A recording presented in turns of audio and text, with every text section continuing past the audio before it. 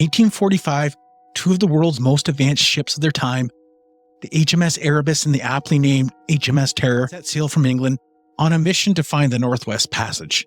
Somewhere before Baffin Island, around July of 1845, they run into the whaling ship the Enterprise and the Prince of Wales. These two ships are the last two to ever see the crew alive. What happened remained a mystery for years, until one of the many rescue expeditions sent uncovered journals hidden under rocks and the scattered remains of the deceased. Horrifyingly, some of the discoveries included finding human bones with cut marks and evidence of cooking. The crew was led by Sir John Franklin and was of 129 men, and they carried enough provisions to last 3 years. By late August, the ships reached Beechy Island, a sheltered area where Franklin decided to anchor for the winter of 1845. It's here the expedition would suffer the loss of the first men. 3 would perish to an unknown and mysterious illness, having no choice but to push on. And with the return of sunlight in the spring of 1846, the ice began to break. The expedition would resume its push westward.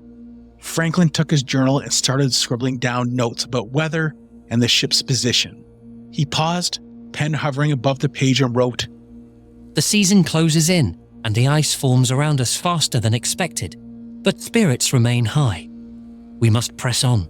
And within days, the Arctic made its intentions unmistakably clear. The men awoke one morning to Erebus and Terror held fast in a sheet of solid ice. And to make matters worse, some of the sailors were starting to show symptoms that couldn't be ignored. Swollen gums, unusual fatigue, and a pervasive sense of weakness that seemed to suck out all their energy. The summer of 1846 came and went with no thought. And the realization sank in, the Erebus and Terror were not going anywhere. Now, for 2 years, the Erebus and Terror have been trapped in that dense ice pack off of King William Island. During this time, men would continue to fall ill and die, including the ship's captain, Franklin himself. Francis Crozier takes over command of the ship.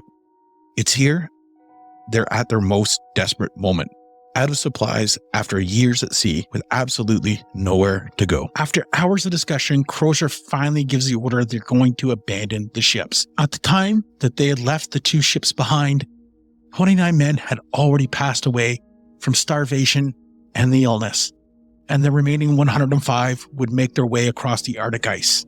The last known days of the crew in this expedition were ones faced by absolute starvation. If you want to hear the full version of the story, click the link in video.